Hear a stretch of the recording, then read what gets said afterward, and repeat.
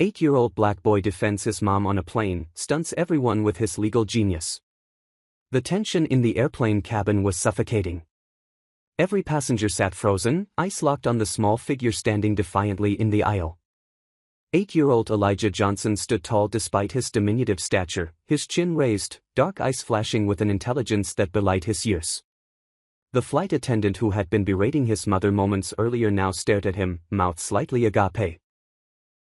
According to the Air Carrier Access Act of 1986, specifically Title 14, Code of Federal Regulations, Part 382.87, my mother has the legal right to be accompanied by her medical device without additional charges or seat assignments, Elijah stated, his voice clear and unwavering. Furthermore, the Americans with Disabilities Act prohibits discrimination based on disability in places of public accommodation, which includes this aircraft operated by your airline.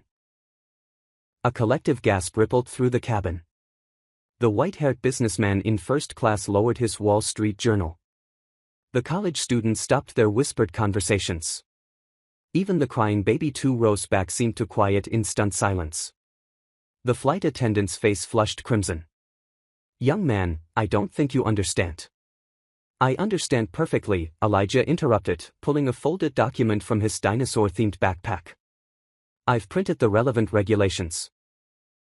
Would you like to review them, or shall we discuss this matter with your supervisor and the Air Carrier Access Compliance Officer? I'm sure they'd be interested to know that you're threatening to remove a passenger with a documented disability from this flight. Who is this child? How does an 8-year-old know more about aviation law than a seasoned flight attendant? And what happened to bring this extraordinary young boy to this moment of confrontation at 30,000 feet? To understand the remarkable scene unfolding on Flight 2187 from Chicago to San Francisco, we need to go back to where it all began, just 48 hours earlier. 2 days before the flight, Tamara Johnson sat at her kitchen table, staring at the email that had just arrived from her sister Maya in San Francisco. The gentle spring breeze carried the scent of blooming magnolias through the open window of their modest Chicago apartment, but Tamara couldn't appreciate it. Her fingers hovered over her laptop keyboard as she reread her sister's message. "Mom's not doing well, Tim. The doctors are saying weeks, maybe days. If you want to say goodbye, you need to come now. I know things have been tight since Andre left, but I can help with the tickets. Just please come. She's asking for you and Elijah." Tamara brushed away a tear with the back of her hand. She hadn't spoken to her mother in nearly 3 years, not since the explosive argument that followed her divorce from Andre. Pride and stubbornness on both sides had created a chasm that seemed impossible to bridge. Until now, when time was running out. "Mom, are you okay?"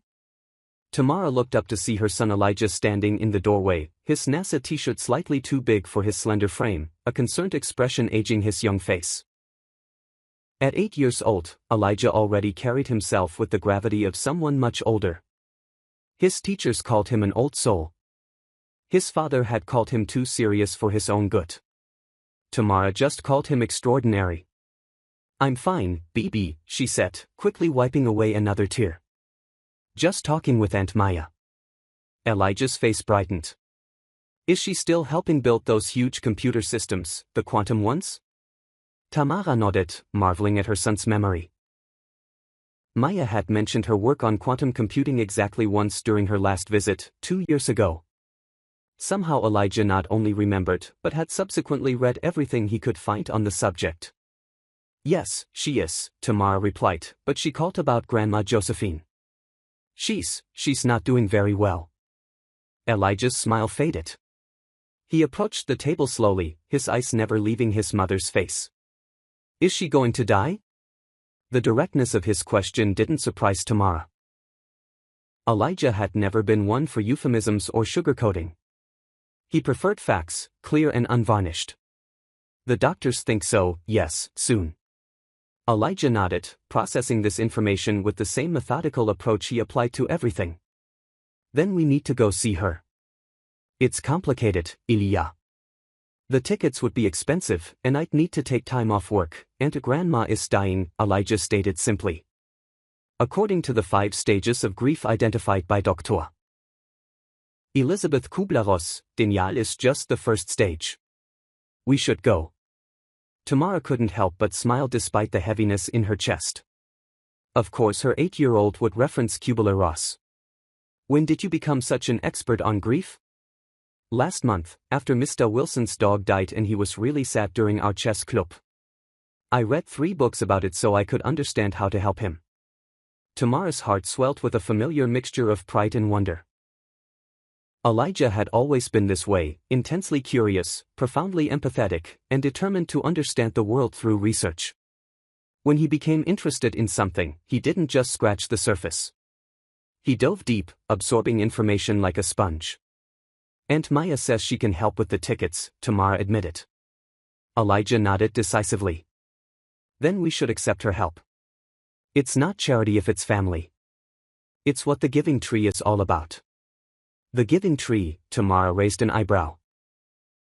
The book by Shel Silverstein that you used to read to me. The tree gives everything to the boy because it loves him. Aunt Maya wants to give us tickets because she loves us. And because it would be a mutually beneficial arrangement. We get to see Grandma and Aunt Maya gets the emotional support of having her family present during a difficult time. Tamara laughed softly. You make a compelling argument, counselor. Elijah's eyes lit up at the reference. Ever since he discovered a box of old Law and Order DVDs at a garage sale last summer, he'd been obsessed with the legal system. He'd watched every episode, checked out law books from the library that were far beyond his grade level, and had even started a legal clinic at recess where he mediated disputes between classmates. So we're going? He asked hopefully. Tamara took a deep breath and nodded. Yes, we're going. I'll tell Aunt Maya to book the tickets. When will we leave? As soon as possible, probably the day after tomorrow. Elijah's expression turned serious again. Will you be okay seeing Grandma after everything? The question hit Tamara's heart. Sometimes she forgot how perceptive her son was, how much he observed and understood despite her efforts to shield him from adult complications. I don't know, she answered honestly. It's been a long time and we said some pretty hurtful things to each other. In the case of Hatfield v. McCoy, the feud lasted generations because neither side would take the first step toward reconciliation, Elijah said thoughtfully. Judge Fleming wrote that pride is the enemy of peace. Tamara stared at her son. Is that a real case? A hint of a smile played at the corner of Elijah's mouth. No, but it sounded good, didn't it? For the first time that day, Tamara laughed genuinely. She reached across the table and squeezed her son's hand. It sounded very wise. Thank you, Ilya. As Elijah headed back to his room, presumably to start researching San Francisco or hospital protocols or whatever his curious mind would fixate on next, Tamara turned back to her laptop. She replied to Maya's email with just 3 words. We're coming home. The next 36 hours passed in a blur of activity. Tamara arranged for emergency family leave from her job at the accounting firm. Elijah methodically packed his suitcase, including 5 books on law and medicine that he insisted might be relevant to our situation. Their elderly neighbor, Mrs. Rosenberg, promised to water the plants and collect the mail. By the time they arrived at O'Hare International Airport early Thursday morning, Tamara was running on nerves and coffee. Ilya, by contrast, was vibrating with excitement. He'd only flown once before as a toddler and remembered nothing of the experience. Did you know that commercial planes fly at an average altitude of 35,000 feet? He asked as they navigated through the crowded terminal. That's higher than Mount Everest, and the air pressure in the cabin is equivalent to being at 8,000 feet, which is why some people experience discomfort. Is that right? Tamara murmured, distracted by the check-in signs. Yes. Also, airplane windows are rounded because square ones caused structural failures in the de Havilland comet in 1954, leading to multiple crashes. That's reassuring, honey. It's actually very reassuring, Elijah continued, undetariert. It demonstrates how aviation safety has evolved through learning from past incidents. The statistical probability of being in a commercial airplane accident is approximately 1 in 11 million. An elderly couple in line ahead of them turned around, the man's bushy white eyebrows raised in surprise. Young man, you certainly know your aviation facts, he said, his voice warm with amusement. Elijah nodded seriously. I researched air travel extensively last night to prepare for our journey and to alleviate any anxiety my mother might experience. The man's wife nudged him, her eyes twinkling. Harold, remember when our David went through his dinosaur phase? This little one reminds me of him. David preferred reptiles to aviation, Elijah stated matter-of-factly. There are significant differences between paleontology and aeronautical engineering, though both rely heavily on physics principles. The couple exchanged bemused glances while Tamara suppressed a smile. This was typical Elijah, assuming everyone followed his train of thought and could keep up with his mental leaps. My son has an active imagination, Tamara explained gently. Not imagination, Mom, research, Elijah corrected. There's a fundamental difference. The elderly woman laughed delightedly. Well, whatever you call it, it's wonderful. Are you going on vacation? Tamara hesitated, but Elijah answered before she could formulate a response. We're going to San Francisco to see my grandmother before she dies. The doctors say she only has days left. It's terminal cancer. The blunt statement hung in the air for an uncomfortable moment before the elderly woman's face softened with compassion. I'm so sorry to hear that, dear, she said, reaching out to touch Tamara's arm gently. Family is what matters most in times like these. Tamara nodded, grateful for the woman's kindness. Yes, it is. If you need anything during the flight, we're in seats 14A and B, the woman offered. I'm Martha, and this is my husband, Harold. Thank you, Mutter. I'm Tamara, and this is Elijah. It's a pleasure to meet you both, despite the circumstances, Harold said, tipping an imaginary hat. And young man, if you have any more aviation facts to share during our flight, I'd be delighted to hear them. As they reached the front of the line, Tamara felt a small wave of relief. At least there would be friendly faces on the plane. She handed over their IDs to the airline agent, trying to ignore the flutter of anxiety in her stomach. It wasn't just the flying that made her nervous. It was what awaited them in San Francisco, her dying mother, her sister she hadn't seen in years, the weight of old arguments and unresolved pain. Mom, Elijah whispered as they moved towards security, your heart rate is elevated. Your breathing pattern suggests anxiety. Remember the 478 technique Dr. Paul taugt you? Tamara looked down at her son in amazement. Sometimes she wondered if he was actually a tiny adult disguised as a child. She followed his advice though, breathing in 4 counts, holding for 7 and exhaling for 8. The tightness in her chest eased slightly. Better, Elijah asked. Better, she confirmed. Thank you. You're welcome. Now did you remember to pack my prescription in your carry-on? TSA regulations allow medically necessary liquids in excess of 3.4 ounces, but they must be declared at the security checkpoint. Tamara patted her bag. Got it right here along with your documentation. Elijah nodded satisfied. Good, proper preparation prevents poor performance. Did you read that in one of your books? No, Coach Taylor says it during football practice, but it applies to air travel too. As they joined the security line, Tamara marveled at her son's ability to combine information from vastly different sources, medical journals, aviation statistics, and after-school sports into a coherent worldview. His mind was a beautiful, complex tapestry of knowledge, woven together with threads of curiosity and compassion. The security screening went smoothly, despite Elijah's detailed explanation to the TSA agent about his medication for chronic asthma and the legal provisions for traveling with medical necessities. The agent had listened with patient amusement, eventually winking at Tamara as if to say, quite a kit you've got there. By the time they reached their gate, boarding was already underway. Tamara felt the familiar tightness returning to her chest as they joined the line for their boarding group. This was happening. They were flying to San Francisco. She was going to see her mother for the first time in 3 years, possibly for the last time ever. Group 4 now boarding, announced the gate agent. Elijah tugged at Tamara's sleeve.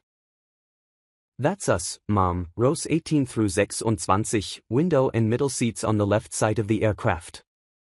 They shuffled forward with the crowd, Elijah clutching his backpack with one hand and Tamara's fingers with the other. Despite his confident knowledge about aviation, she could feel a slight tremor in his small hand. For all his precociousness, he was still just 8 years old, facing a lot of new experiences at once. As they stepped onto the jet bridge, Tamara squeezed his hand reassuringly, ready for an adventure. Elijah looked up at her, his dark eyes serious behind his glasses. "I'm ready, are you?" The question held more weight than its simple words suggested. Was she ready? Ready to face her mother, to confront the past, to deal with whatever emotional storms awaited in San Francisco? "I think so," she answered honestly, "and if I'm not, I have you to help me through it." Elijah nodded solemnly, "We'll help each other, that's what family does." With those words hanging between them, they stepped onto the plane, unaware that their journey would become far more eventful than either of them could have imagined. The cabin of Flight 2187 was nearly full by the time Tamara and Elijah reached their row. The narrow aisle was congested with passengers stowing luggage and finding seats, creating a slow-moving human traffic jam. Elijah kept close to Tamara, his eyes wide as he took in every detail of the aircraft interior. "Seats 22A and B," Tamara murmured, checking their boarding passes again, almost there. As they approached their row, Tamara noticed a man already seated in the aisle seat, 22C. He was middle-aged, with salt and pepper hair and an expensive-looking suit that seemed at odds with economy-class seating. He was engrossed in something on his tablet, his face set in an expression of intense concentration. "Excuse me," Tamara said politely, "we're in the window and middle." The man looked up, his expression momentarily annoyed at the interruption. He gave a curt nod and stood to let them in, not bothering to step into the aisle, merely rising and pressing himself against the seat to create minimal space. Tamara guided Elijah in first, then squeezed past the man with a murmured thank you, catching a whiff of expensive cologne. The man didn't respond, immediately returning to his tablet once they were seated. "He's reviewing legal documents," Elijah whispered a bit too loudly. "I can see the case citation formats." Haha, Tamara cautioned, noticing the man glance their way with raised eyebrows. "Remember what we discussed about respecting people's privacy?" Elijah nodded seriously, "Right, sorry." As they settled in, Elijah immediately reached for the safety card in the seat pocket, studying it with intense concentration. Tamara took the opportunity to send a quick text to Maya, letting her know they had boarded and would land in approximately 4.5 hours. The response came almost immediately. "Great, I'll pick you up at arrivals. Mom had a rough night, but she's stable this morning. Love you both." Tamara stared at those last 3 words, *love you both*, feeling a complex mix of emotions. Despite the years and distance, the bond of sisterhood remained. She was grateful for that, at least. "Ladies and gentlemen, welcome aboard Flight 2187 to San Francisco," came the flight attendant's voice over the intercom, beginning the standard pre-flight announcements. Elijah looked up from the safety cart, giving the announcements his full attention. Beside them, the businessman continued to work, seemingly oblivious to everything around him. As the plane pushed back from the gate, Tamara felt Elijah's hand find hers. His palm was slightly sweaty, betraying his nervousness despite his earlier confidence about flying. She gave his hand a gentle squeeze. "The statistical probability, right?" she whispered with a smile. 1 in 11 million, he confirmed, his voice steady despite his tight grip. But knowledge doesn't always override emotional responses. That's why exposure therapy is often more effective than cognitive approaches for treating specific phobias. The businessman beside them let out a barely audible sigh. As the aircraft taxied toward the runway, Elijah kept his face pressed to the window, watching with fascination as other planes moved about the tarmac. The captain's voice came over the intercom, announcing their flight path and estimated arrival time, then warning of possible turbulence over the Rocky Mountains. "Turbulence rarely poses any actual danger to aircraft," Elijah stated, seemingly to himself. "Modern planes are designed to withstand forces far greater than typical atmospheric disturbances." "That's reassuring," Tamara said, though she wasn't particularly worried about turbulence. Her mind was too occupied with what awaited them in San Francisco. The engines roared to life as the plane accelerated down the runway. Elijah's grip on Tamara's hand tightened, his eyes white with a mixture of fear and excitement. Then came the moment of liftoff, that strange sensation of weight and weightlessness combined, and they were airborne, Chicago falling away beneath them. "We did it," Elijah whispered as the plane climbed steeply. "We're flying." For the next 20 minutes, Elijah remained glued to the window, watching as they ascended through clouds into clear blue sky. The businessman beside them had put away his tablet during takeoff, but retrieved it as soon as the seatbelt sign dinged off, immediately resuming his work without a word to his seatmates. When the drink service began, Tamara ordered apple juice for Elijah and coffee for herself. The businessman requested scotch, neat, still barely acknowledging their existence. "Sir," Elijah said suddenly, turning to the man, "are you a lawyer?" The man looked up, surprise momentarily replacing his stern expression. "I am, how did you know?" "Your documents have distinctive legal formatting, and you're reviewing what appears to be case law regarding corporate liability. Also, your watch is a Rolex Submariner, commonly associated with successful professionals in fields like law." The man stared at Elijah for a moment, then let out a short laugh. "Well, that's quite observant." "Yes, I'm an attorney, corporate law." "That's fascinating," Elijah said, his eyes lighting up. "I'm very interested in law myself. Are you familiar with the case of Liebeck v. McDonald's restaurants? It's often mischaracterized as a frivolous lawsuit, but the facts actually support the plaintiff's claims regarding corporate negligence and the duty of care." The businessman's eyebrows shot up. He glanced at Tamara with a questioning look. "My son has diverse interests," she explained with a small smile. "Law happens to be one of them." "I see," the man said, clearly bemused. He turned back to Elijah. "Yes, I'm familiar with the case. You're right that it's widely misunderstood." He hesitated, then seemed to make a decision. "I'm Richard Harrington," he said, offering his hand first to Tamara, then more surprisingly to Elijah. "Tamara Johnson, and this is my son, Elijah. Pleased to meet you both, and how old are you, Elijah?" 8 years and 4 months, Elijah replied promptly. "And I've read 17 books on law and legal history, though I recognize that doesn't constitute formal education in the field." Richard's expression softened slightly. 17 books is impressive at any age. "What drew you to law?" "I like rules," Elijah said simply. "And I like how the law tries to be fair, even if it doesn't always succeed. My teacher says I have a highly developed sense of justice." "That's an excellent foundation for a legal career," Richard said, his professional demeanor warming further.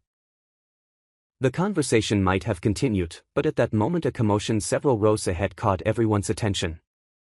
A woman's voice, raised in distress, carried down the cabin. "But I specifically requested a seat accommodation. This is medical equipment, not an optional luxury." Tamara and Richard both leaned slightly into the aisle to see what was happening. A flight attendant stood beside a row about 10 seats ahead, speaking to a woman who remained seated, but whose agitation was clear even from a distance.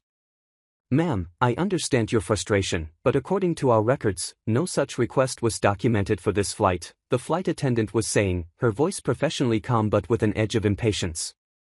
"I spoke to your customer service representative personally," the woman insisted. "I explained my situation and was assured the appropriate arrangements would be made." Elijah tugged at Tamara's sleeve. "What's happening?" "I'm not sure," Tamara whispered back, "someone's having an issue with their seating." The flight attendant's next words were audible throughout the cabin. "I'm sorry, but without documentation of the request, there's nothing I can do mid-flight. If you're unable to stow the equipment properly under the seat or in the overhead compartment, we may need to consider other options upon landing." "Other options?" the woman's voice rose further. "Are you threatening to remove me from this flight?" By now, many passengers were watching the exchange, some with sympathy, others with the wary expressions of travelers fearing a delay. "What kind of medical equipment do you think it is?" Elijah asked, his natural curiosity piqued. "I don't know, honey," Tamara replied, "but it's really none of our business." The dispute continued, with the flight attendant becoming increasingly firm and the passenger growing more distressed. From what Tamara could gather, the woman had some sort of medical device that required additional space, which she claimed to have arranged in advance. Richard shook his head slightly. Airlines are notorious for these communication breakdowns, he commented. I've seen similar situations before. As the tension escalated, another flight attendant joined the first, and their conversation with the passenger became quieter, though the woman's body language suggested continued frustration. Elijah had gone very still, listening intently. "Mom," he said finally, his voice low but urgent, "I think she's being discriminated against." "Ilya, we don't know the full situation," Tamara cautioned. "But I heard her mention the Air Carrier Access Act, and the flight attendant dismissed it," Elijah persisted. "That's a real law that protects people with disabilities on airplanes." Richard looked at Elijah with renewed interest. "You know about the ACAA?" "I read about it when researching air travel regulations," Elijah explained. "It specifically addresses accommodations for passengers with disabilities, including seating arrangements for medical devices." The conversation ahead grew louder again, the passenger's voice carrying a note of desperation now. "Please, this isn't a matter of convenience, I need this device, I can't just check it with baggage." "Then perhaps you should have confirmed your arrangements before boarding," came the flight attendant's reply, audible in the now quiet cabin. "As it stands, the device is creating an obstruction in the aisle, which is a safety violation." Elijah fidgeted in his seat, clearly distressed by what he was hearing. "Mom, she's right, the airline is wrong," he whispered urgently. "It's not our place to intervene, Ilya," Tamara said gently, though she too felt sympathy for the woman. The situation seemed to be reaching a critical point. The senior flight attendant was now speaking into the aircraft phone, presumably consulting with the captain or ground staff. "They might divert the flight," Richard commented quietly. "It happens more often than you'd think when there's a conflict over regulations." Elijah's eyes widened with alarm, but that would delay everyone unnecessarily, and it's unjust to the passenger who has legal protection under federal law. Before Tamara could respond, Elijah had unbuckled his seatbelt and was standing in the narrow aisle. "Ilya," Tamara hissed, reaching for him, "what are you doing?" But Elijah was already moving forward, his small frame navigating the narrow aisle with determination. Tamara immediately unbuckled her own belt to follow him, panic rising in her throat. "Excuse me," she heard Elijah say as he approached the scene of the conflict. "I believe there's been a misunderstanding regarding federal aviation regulations." The flight attendants turned in surprise, as did the passenger, a middle-aged black woman with short, graying hair and tired eyes. Her surprise quickly turned to confusion at the sight of the small boy addressing them with such confidence. "Young man, please return to your seat," the senior flight attendant said firmly. "This is a matter between airline staff and the passenger." With respect, Elijah continued, his voice steady despite the attention now focused on him. "This is actually a matter of federal law, specifically the Air Carrier Access Act, which prohibits discrimination on the basis of disability in air travel." A stunned silence fell over the immediate area. Tamara, who had reached Elijah's side, placed a protective hand on his shoulder but didn't interrupt him. She recognized the look of intense focus on his face. When Elijah was in this state, trying to stop him was like trying to halt a freight train. The passenger looked from Elijah to the flight attendants with astonishment. "He's right," she said. "That's exactly what I've been trying to explain." The senior flight attendant's expression hardened. "Young man, while your concern is appreciated, airline operations are complex and governed by multiple regulations. Now, please return to your seat with your mother." It was at this moment that Elijah Johnson stood tall despite his diminutive stature, his chin raised, dark eyes flashing with an intelligence that belied his years. The tension in the airplane cabin was suffocating. Every passenger sat frozen, eyes locked on the small figure standing defiantly in the aisle. According to the Air Carrier Access Act of 1986, specifically Title 14, Code of Federal Regulations, Part 382.87, this woman has the legal right to be accompanied by her medical device without additional charges or seat assignments, Elijah stated, his voice clear and unwavering. Furthermore, the Americans with Disabilities Act prohibits discrimination based on disability in places of public accommodation, which includes this aircraft operated by your airline. A collective gasp rippled through the cabin. The white-haired businessman in first class lowered his Wall Street Journal. The college students stopped their whispered conversations. Even the crying baby 2 rows back seemed to quiet in stunned silence. The flight attendant's face flushed crimson. "Young man, I don't think you understand." "I understand perfectly," Elijah interrupted, pulling a folded document from his dinosaur-themed backpack. "I've printed the relevant regulations. Would you like to review them, or shall we discuss this matter with your supervisor and the Air Carrier Access Compliance Officer? I'm sure they'd be interested to know that you're threatening to remove a passenger with a documented disability from this flight. Hey, I see you're enjoying this video. If this is your first time here, I'd really appreciate it if you'd hit that subscribe button to see more content like this. Now, back to this incredible story." The flight attendant stared at the papers Elijah was holding out, her professional composure visibly cracking. The second attendant leaned in to whisper something in her colleague's ear. Around them, passengers had begun to murmur, some taking out phones to record the unusual confrontation. "Perhaps," the senior attendant said finally, her voice tight, "we should continue this discussion in a more private setting." "I'm comfortable discussing it here," the woman with the medical device said, a new confidence in her tone. "Unless you're now prepared to honor the accommodation I requested and was legally entitled to." Tamara stood beside her son, a complex mixture of emotions washing over her: pride, anxiety, amazement. She caught the eye of Richard Harrington, who had left his seat and was observing from a few rows back. He gave her a subtle nod of approval. The flight attendant looked from Elijah to the passenger, then to her colleague. Something shifted in her expression, recognition perhaps that she was on shaky ground. "Let me consult with the captain," she said finally, reaching for the aircraft phone once more. As she stepped away, the passenger turned to Elijah, her eyes bright with unshed tears. "Thank you," she said simply. "I'm Catherine Pearson, most people just call me Cat." "I'm Elijah Johnson," he replied with the formal precision that was so characteristic of him. It's a statistical fact that individuals are less likely to advocate for themselves when confronted with authority figures. I merely provided factual context to support your position.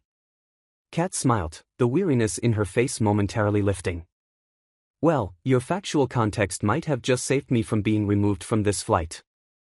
I need to get to San Francisco for my daughter's graduation tomorrow." "We're going to San Francisco too," Elijah said, "to see my grandmother before she dies." Tamara winced at her son's bluntness, but Kat nodded with understanding. "I'm very sorry to hear that," she said gently, "family is precious." The senior flight attendant returned, her demeanor noticeably changed. "Ms. Pearson, we've reviewed your situation and will be able to accommodate your medical device as required. We apologize for the confusion." Kat nodded, accepting the apology with dignity. "Thank you, I appreciate your reconsideration." The attendant then turned to Elijah, something like respect reluctantly entering her expression. "Young man, while we appreciate your extensive knowledge of aviation regulations in the future, please remain seated during such discussions and allow our staff to handle passenger concerns." Elijah considered this for a moment. "I understand the importance of procedures," he said seriously. "But justice sometimes requires intervention, as Martin Luther King Jr. said, injustice anywhere is a threat to justice everywhere." Another murmur ran through the watching passengers, followed by a smattering of applause from several rows. The flight attendant's lips thinned, but she merely nodded and moved away to assist another passenger. "We should return to our seats," Tamara said quietly to Elijah, gently guiding him back down the aisle. As they made their way back, several passengers smiled or nodded at Elijah, one elderly man even reaching out to pat his shoulder as they passed. By the time they reached their row, Richard was already reseated, watching their approach with obvious interest. "That," he said as they settled back into their seats, "was quite remarkable." Elijah shrugged, though Tamara could see the pleased flush on his cheeks. "It was just facts. Facts don't care about age or authority." Richard smiled, the last of his earlier aloofness completely gone. A perspective many attorneys spent years trying to embrace. "You know, Ilya, I think you might have a future in advocacy law." "I'm considering several career paths," Elijah replied seriously. Law is currently ranked third after astrophysics and neurosurgery. Richard laughed, a genuine sound that transformed his face. Keep your options open, that's wise. For the remainder of the flight, the atmosphere in their row was markedly different. Richard set aside his work, engaging Elijah in conversations about famous legal cases and ethical dilemmas. Tamara listened with quiet pride as her son held his own in discussions that would challenge many adults. Occasionally, passengers would walk past on their way to the restroom, some doing double takes as they overheard fragments of conversation about Marbury foul Madison or the nuances of First Amendment interpretations coming from the mouth of an 8-year-old. About an hour before landing, Kat Pearson made her way down the aisle, stopping at their row. "I wanted to thank you again," she said to Elijah. "Your knowledge and courage made a real difference today." Elijah nodded solemnly. "You're welcome. I hope your daughter's graduation is satisfactory." Kat smiled. "I'm sure it will be more than satisfactory. She's receiving her doctorate in education." "That's statistically impressive," Elijah noted. "Only approximately 2% of the US population holds doctoral degrees." "She's always been exceptional," Kat agreed. "Like someone else I've met today," she glanced at Tamara. "You must be very proud." "Every day," Tamara replied softly. After Kat returned to her seat, Richard turned to Tamara with a thoughtful expression. "Your son is truly extraordinary, Ms. Johnson." "Please call me Tamara," and yes, he is, though sometimes it's, she trailed off, not wanting to say, challenging within Elijah's hearing. "Different," Richard suggested, understanding in his eyes. "Exactly. Mom worries that I don't have enough friends my own age," Elijah interjected matter-of-factly, not looking up from the book he'd begun reading. "But peer relationships are statistically more successful when based on shared interests rather than arbitrary age groupings." Richard nodded, a valid point. "The school psychologist suggested I might be on the autism spectrum," Elijah continued, turning a page. "But Mom says labels aren't as important as understanding individual needs." Tamara felt a rush of emotion. She hadn't realized Elijah had overheard that particular conversation with his teacher. "Your mom sounds very wise," Richard said. "She is," Elijah agreed seriously. "She's also extremely proficient in accounting principles and can calculate complex financial projections without a calculator, which is statistically unusual." Tamara laughed, touched by her son's assessment of her modest skills as an accounting assistant. "I think you're a bit biased, sweetie." "Bias implies a lack of objectivity." "I'm merely stating observable facts," Elijah replied, then returned to his book. Richard caught Tamara's eye and smiled, a genuine warmth in his expression that transformed his formerly stern countenance. For the first time since boarding, Tamara felt herself truly relaxing. As the plane began its descent into San Francisco, Elijah once again pressed his face to the window, watching with fascination as the city came into view. The iconic Golden Gate Bridge, the bay sparkling in the afternoon sun, the hills dotted with colorful buildings. "It looks different than I remembered," he murmured. "You were only 3 when we left," Tamara reminded him gently. "I'm surprised you remember anything at all." "I remember Grandma's house," Elijah said quietly, "the blue door and the lemon tree in the backyard and how she always smelled like vanilla and cinnamon." Tamara felt a pang in her chest. "Yes, she loves to bake, always has." As the plane touched down with a slight bump, Elijah reached for Tamara's hand again, but this time she suspected it wasn't fear of flying that prompted the gesture. "Mom," he said, his voice smaller than usual. "What if Grandma doesn't remember me?" The question caught Tamara off guard. In all their preparations, all their discussions about the trip, Elijah had approached his grandmother's illness with a clinical detachment, focusing on facts and statistics about cancer and end-of-life care. This was the first time he'd expressed a personal fear about the reunion. "Oh, Ilya," she said softly, squeezing his hand. "She remembers you, I promise. In her emails to Aunt Maya, she always asks about you, always." Elijah nodded, processing this information. "But terminal illness can sometimes affect cognitive function. There's a statistically significant correlation between." "Ilya," Tamara interrupted gently. "Even if she's very sick, even if she's confused sometimes, she loves you." That kind of love doesn't forget. Beside them, Richard was discreetly gathering his belongings, giving them as much privacy as possible in the confined space. As passengers began standing and retrieving luggage from overhead bins, he turned to them one last time. "It was a pleasure meeting you both," he said, handing Tamara a business card. "If you ever need legal assistance in Chicago, please don't hesitate to call." "And Elijah," he added, producing a second card and solemnly handing it to the boy, "when you're ready for that legal career, call me. We could use minds like yours." Elijah accepted the card with wide eyes, examining it carefully before tucking it into his book. "Thank you, Mr. Harrington, that's very kind." As they deplaned, several passengers nodded or smiled at Elijah, the story of his intervention having spread throughout the cabin. Kat Pearson waved from the jet bridge, hurrying ahead to make her daughter's graduation. The flight attendant who had been involved in the dispute gave Elijah a respectful nod as they passed, her earlier frustration apparently forgotten. In the terminal, Tamara spotted Maya immediately, her sister's tall figure and vibrant red dress standing out in the crowd. For a moment she froze, overwhelmed by the sight of the sister she hadn't seen in years.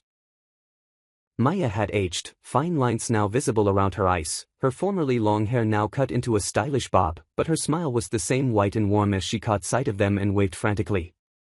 "Aunt Maya," Elijah called, breaking away from Tamara and running toward his aunt. Maya knelt to catch him in a fierce hug, lifting him off his feet despite his growing size. "Look at you," Maya exclaimed, setting him down to examine him properly. "You've grown at least a foot since I last saw you." 7.5 inches actually, Elijah corrected, but he was smiling broadly, his earlier anxieties temporarily forgotten in the joy of reunion. Then Maya was approaching Tamara, her expression softening into something more complicated.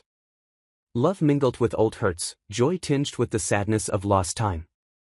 For a moment the sisters simply looked at each other, the busy airport fading around them. "Tim," Maya said finally, her voice thick with emotion. "Maya," Tamara replied. And then they were embracing, years of distance collapsing in an instant. "I've missed you so much," Maya whispered, holding Tamara tightly. "Me too," Tamara admitted, tears threatening. "I'm sorry it took this to bring us back together." Maya pulled back, wiping her eyes. "Mom always said we were too stubborn for our own good, guess she was right." "Is she?" Tamara couldn't finish the question. "She's hanging in there," Maya said gently. "She's been asking for you all day, both of you," she added, resting a hand on Elijah's shoulder. As they collected their luggage and headed toward the parking garage, Elijah recounted the events of the flight to his aunt, who listened with appropriate amazement and pride. Tamara walked beside them, her emotions a tangled mess of anticipation, fear, and a strange, bittersweet hope. San Francisco spread out before them as they exited the airport, familiar yet foreign, the city she'd grown up in but left behind. Somewhere in this city was her mother, waiting to see her one last time. Whatever pain and disagreements had separated them seemed suddenly small and insignificant against the looming finality of death. As they drove across the city toward the hospital, Tamara found herself studying her son's profile, marveling at the extraordinary child who had, just hours ago, stood up against injustice with nothing but knowledge and conviction as his weapons. He had come to San Francisco expecting to say goodbye to his grandmother, but he had already done so much more. He had reminded Tamara of the power of courage, of standing firm for what was right, regardless of the consequences. These were lessons she would need in the difficult days ahead, and as the hospital came into view, its modern glass facade gleaming in the late afternoon sun, Tamara reached for her son's hand once more, drawing strength from his unwavering certainty. "Ready?" she asked softly. Elijah looked up at her, his dark eyes serious behind his glasses. "Statistically speaking, no one is ever fully prepared for end-of-life encounters with loved ones," he said. Then, his voice softening, he added, "But we'll face it together. That's what matters most, according to every book I've read on the subject." Tamara nodded, swallowing the lump in her throat. "Together," she agreed. And as they stepped out of the car and walked toward the hospital entrance, Tamara knew that whatever awaited them in sight, whatever painful conversations or difficult goodbyes, they would find their way through it, one fact, one truth, one moment of courage at a time. The hospital corridor stretched before them, its sterile white walls and polished floors a stark contrast to the vibrant San Francisco afternoon they'd left behind. The antiseptic smell, so characteristic of hospitals everywhere, made Tamara's stomach tighten with anxiety. Beside her, Elijah walked with measured steps, his backpack slung over one shoulder, his expression a mask of concentration as he processed his surroundings. Maya led the way, navigating the labyrinthine hallways with the ease of someone who had made this journey many times in recent weeks. Her earlier effervescence had dimmed somewhat, replaced by a quiet determination that Tamara recognized from their childhood, Maya's getting things done mode. "She's on the oncology floor," Maya explained as they waited for an elevator. "Room 412, the doctors moved her there last week when it became clear that," she trailed off, glancing at Elijah. When curative treatment was no longer a viable option, Elijah finished matter-of-factly. "It's okay, Aunt Maya, I understand terminal illness. The 5-year survival rate for stage 4 pancreatic cancer is approximately 1%. Maya's eyes widened slightly as she looked at Tamara, who gave a small shrug in response. This was Elijah, processing difficult realities through facts and statistics, finding comfort in data where others sought euphemisms. The elevator arrived with a soft ding, and they stepped inside. As the doors closed, Maya reached for Tamara's hand, squeezing it gently. "She's been asking about you both all day," she said quietly. "Ever since I told her you were coming, it's the most alert she's been in days." Tamara nodded, not trusting herself to speak. The reality of seeing her mother again, her mother who was dying, her mother with whom her last words had been angry once, was suddenly overwhelming. "Is she in pain?" Elijah asked, his voice small but steady. Maya shook her head. "No, honey, the doctors have made sure of that. She's comfortable, just very weak." Elijah nodded, processing this information. "That's good. Pain management is a critical component of end-of-life care. It's ethically and medically imperative." A ghost of a smile touched Maya's lips. "You know, Mom is going to be amazed by you. She always said you were going to be something special, even when you were just a baby." The elevator doors opened onto the oncology floor, quieter and somehow more subdued than the main lobby had been. A nurse's station stood centrally, staffed by 3 professionals in colorful scrubs who glanced up as they passed. Maya nodded to them in recognition. "Mom's nurse is named Gabriela," she told Elijah. "She's from the Philippines and has been taking care of Mom for weeks now. Mom says she has magic hands. She can find a vein for an 4 when no one else can." "That suggests exceptional knowledge of vascular anatomy," Elijah noted. "Phlebotomy is both a science and an art form." As they approached room 412, Tamara felt her steps slowing involuntarily. Maya noticed and paused, turning to face her sister. "It's okay to be nervous," she said gently. "It's been a long time and these aren't ideal circumstances for a reunion." Tamara nodded, swallowing hard. "What do I say to her, Maya, after everything?" "You don't have to say anything special, just be here, that's all she wants." Maya hesitated, then added, "She's different, not just physically. All that stubbornness, all those old arguments, they don't seem important to her anymore. Cancer has a way of clarifying things." Ilya, who had been observing this exchange carefully, spoke up. "Mom, psychological research indicates that unresolved relational conflicts are a significant source of end-of-life distress for both patients and family members. The likelihood of achieving meaningful resolution increases dramatically with direct communication, even if it's initially uncomfortable." Both sisters turned to look at the small boy, his serious face upturned, his eyes white and earnest behind his glasses. "When did you get so wise?" Maya asked with a soft laugh. "I read extensively," Elijah replied simply. "And I observe people. They're like complex equations, difficult to solve sometimes, but governed by patterns and principles nonetheless." Tamara reached out to smooth a wayward curl from her son's forehead, her heart full of love for this extraordinary child. "You're right, as usual, let's go in." Maya knocked softly on the door, then pushed it open without waiting for a response. "Mom, look who's here," she called gently as she entered. Tamara took a deep breath and followed, Elijah close at her side.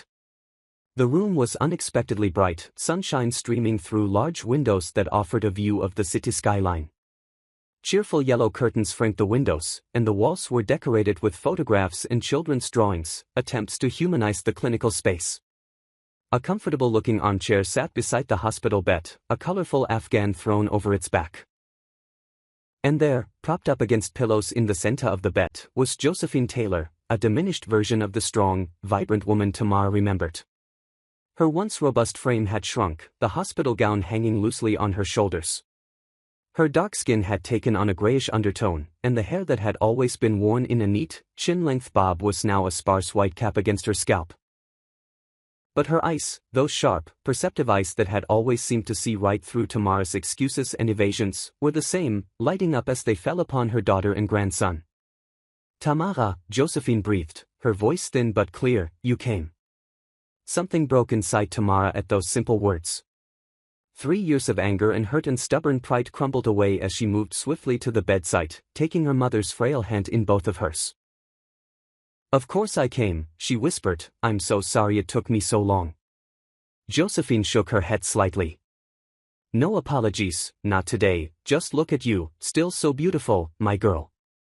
Her gaze shifted to Elijah, who stood at the foot of the bed, watching the reunion with solemn attention. "And this can't be my little Elijah, you've grown so much." "Hello, Grandma," Elijah said formally. "I'm approximately 4 feet 7 inches tall now, which is in the 89th percentile for my age group. It's statistically likely I'll reach a height of at least 5 feet 11 inches as an adult, based on familial patterns." A surprised laugh escaped Josephine, the sound transforming her tired face. "Well, that's quite specific. Come closer, let me see you properly." Elijah approached the bedside, his expression curious as he studied his grandmother. "You look different than I remember," he said candidly. "That's to be expected though. Cancer cachexia affects approximately 50 to 80% of cancer patients, particularly in advanced stages. It's characterized by involuntary weight loss and muscle wasting." Maya made a small sound of dismay, but Josephine merely nodded, regarding Elijah with newfound interest. "You're absolutely right, young man, and you clearly know your medical terminology. Have you been studying medicine?" "Among other subjects," Elijah confirmed. "I find multiple disciplines interesting. Currently, I'm focusing on law, astrophysics, medicine, and quantum computing, though I also maintain ongoing research in several auxiliary fields." Josephine's eyebrows rose. She glanced at Tamara with a questioning look. "He's academically advanced," Tamara explained with a small smile, "and he likes to research a lot." "Extraordinary," Josephine murmured. "Reminds me of your father, Tamara. He always had his nose in some book or another, learning about things most people never even thought to question." The mention of her father, who had died when Tamara was just 15, brought a fresh ache to her heart. "I was thinking the same thing," she admitted. "Elijah has his curiosity and his sense of justice from what Maya tells me," Josephine added, looking at Elijah with warmth. "She says you're quite the advocate for fairness at school." Elijah nodded seriously. "Injustice is statistically correlated with negative societal outcomes. It's logical to oppose it when observed. If you're watching this from your living room or while commuting, I'd love to know where you're viewing from. Drop it in the comments below, and don't forget to subscribe for more incredible true stories like this one." Josephine chuckled again, the sound turning into a slight cough. Maya quickly moved to pour a glass of water from the pitcher on the bedside table, helping her mother take small sips. "I'm fine," Josephine insisted, waving away further assistance. "Just not used to laughing anymore, it's a good problem to have," she patted the edge of the bed. "Ilya, come sit by me. I want to hear all about this advocacy work of yours." As Elijah carefully perched on the edge of the mattress, launching into a detailed explanation of his recess, legal clinic, and his intervention in a playground dispute over swing set time allocations, Tamara watched in amazement. Her mother, who had always been reserved with her affection, who had raised her daughters with firm expectations and limited praise, was engaging with Elijah with a warmth and openness Tamara had rarely witnessed. Maya moved to stand beside Tamara, both sisters observing the interaction with wonder. "She's different with him," Tamara whispered. "She's different with everyone now," Maya replied softly. The illness, it changed her perspective on so many things. She talks about regrets a lot, especially about how things ended between you two. Tamara felt a pang of guilt. I should have reached out sooner. I was just so hurt and angry after what she said about Andre, about my choices. She was wrong, Maya acknowledged. She knows that now, but you know Mom, she's always been terrified of us making the same mistake she did. Sometimes that fear came out as control, as judgment. Before Tamara could respond, Elijah's voice drew their attention back to the conversation at the bedside. And then on the plane today, I had to explain the Air Carrier Access Act to a flight attendant who was incorrectly applying the regulations regarding a passenger's medical device.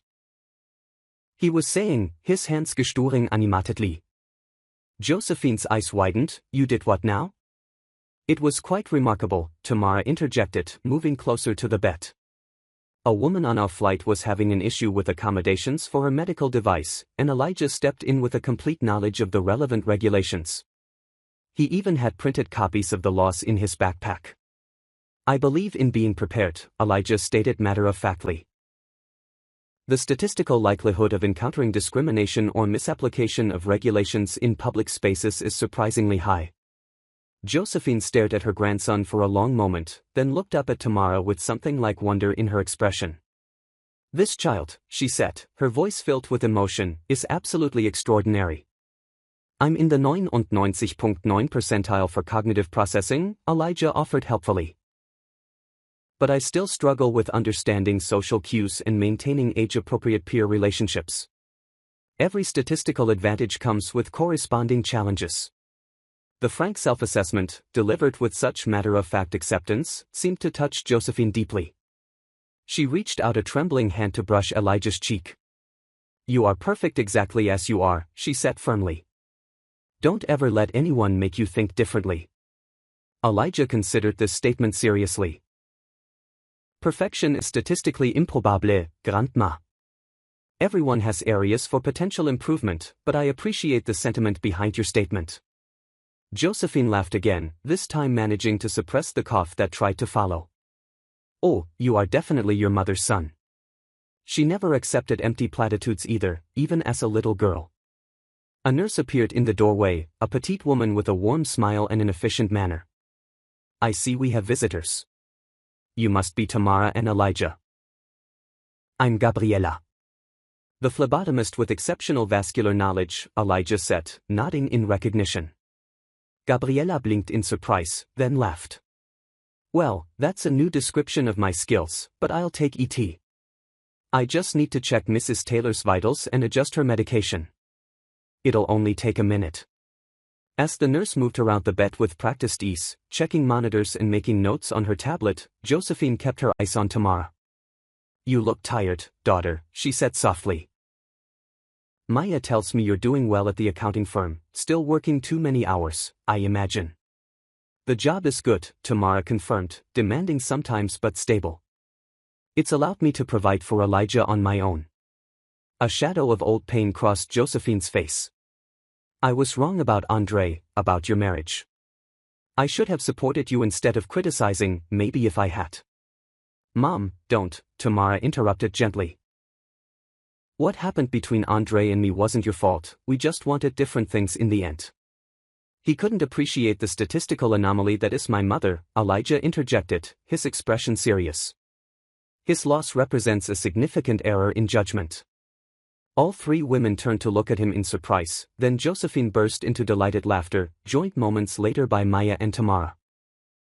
The sound filled the sterile hospital room with unexpected joy, transforming it momentarily from a place of illness and impending loss to one of connection and love. Gabriella smiled as she finished her checks. Laughter is the best medicine, as they say. Mrs. Taylor, your vitals are looking stable today, I think these visitors are good for you. After the nurse left, the conversation flowed more easily.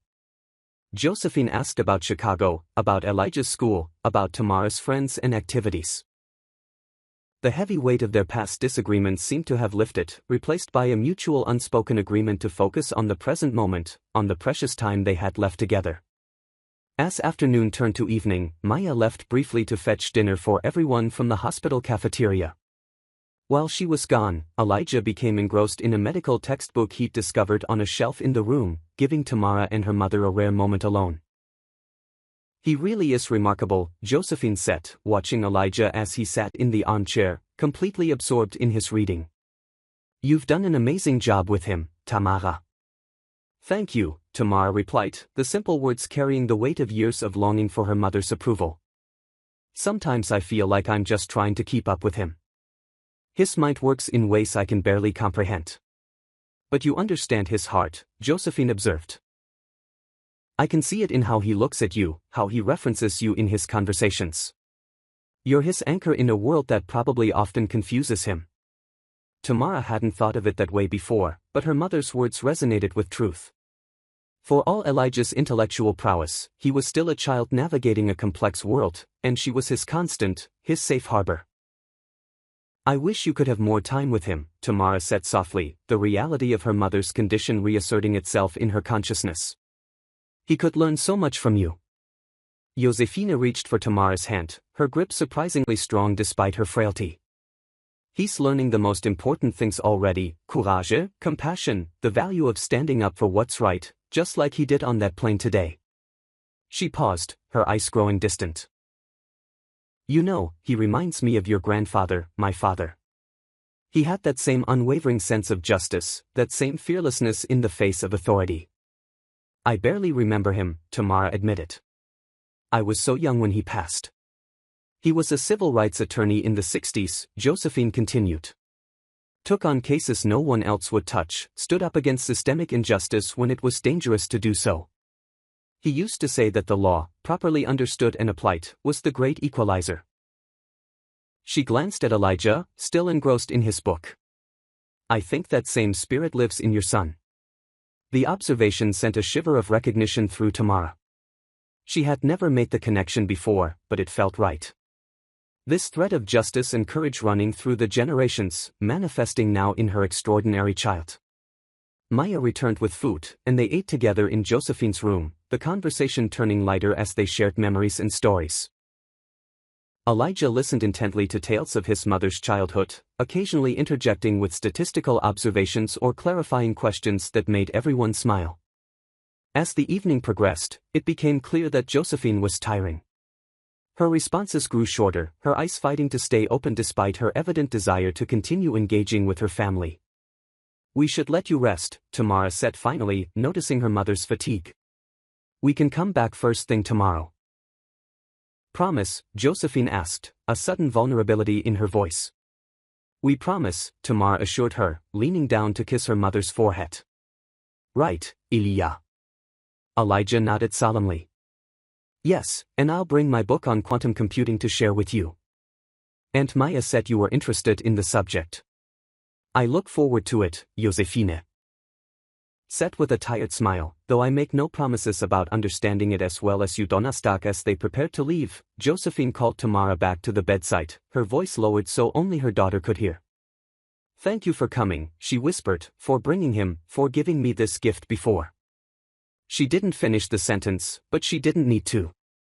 "I'm the one who's grateful," Tamara replied, her voice thick with emotion, "for the chance to see you again to make things right between us." "Things are right," Josephine assured her. "More than right. Now go get some rest. That boy of yours will probably be up at dawn, ready with a full day's worth of facts and observations." Tamara laughed softly, knowing her mother was probably correct. "Good night, Mom, I love you." "I love you too, my girl. Always have, even when I was too stubborn to show it properly." As they left the hospital, the evening air cool on their faces, Tamara felt a strange mixture of emotions. Sadness for what was ending, gratitude for this unexpected reconciliation, and a quiet amazement at the role her son had played in it all. Elijah walked between her and Maya, his small hand in Tamara's, his backpack bouncing slightly with each step. "Grandma is experiencing natural end-of-life recognition and reconciliation behaviors," he observed thoughtfully. "It's a documented phenomenon in terminal patients, a desire to resolve unfinished emotional business and strengthen meaningful connections." "That's right," Maya confirmed, sharing a look with Tamara over Elijah's head. "She's focusing on what matters most now." And what matters most is family, Elijah concluded with satisfaction. That's consistent across multiple sociological studies. Despite variable cultural expressions, familial bonds remain statistically significant factors in reported life satisfaction and emotional well-being. As they reached Maya's car, Tamara knelt down to look Elijah in the eyes. "You were amazing today, sweetie, on the plane and with Grandma. I'm so proud of you." Elijah considered this praise carefully as he did all emotional statements. "I was simply being factually accurate in both situations," he said finally, "but I'm glad it helped." Sometimes facts are the best way to fix things that are broken. Tamara pulled him into a hug, marveling at the wisdom in his words. Sometimes facts were indeed the best remedy, the cold, clear light of truth cutting through emotional tangles and misunderstandings. Her extraordinary son, with his encyclopedic knowledge and his unwavering commitment to justice, was teaching her this lesson every day. As they drove through the illuminated streets of San Francisco toward Maya's apartment, Tamara gazed out at the city of her childhood, feeling as though she was seeing it through new eyes. The journey that had begun on Flight 2187 with Elijah's remarkable stand for justice had led them here, to reconciliation, to healing, to a new understanding of the bonds that held them together across generations. And whatever tomorrow would bring, whatever difficult goodbyes awaited them, they would face it together, armed with facts, with love, and with the extraordinary courage of an 8-year-old boy who understood that sometimes, speaking truth to power was the greatest act of love possible. The next morning dawned bright and clear, sunlight streaming through the windows of Maya's guest room, where Tamara and Elijah had spent the night. Tamara awoke to find Elijah already dressed and sitting cross-legged on the end of the bed, surrounded by books and papers, his small face set in an expression of intense concentration. "Good morning," she murmured, sitting up and rubbing sleep from her eyes. "How long have you been up?" "Approximately 97 minutes, Elijah replied without looking up from his notes. "I've been preparing a comprehensive presentation on recent advances in cancer treatment methodologies to share with Grandma. I thought it might provide her with an interesting distraction from her current circumstances." Tamara's heart squeezed with a mixture of love and gentle concern.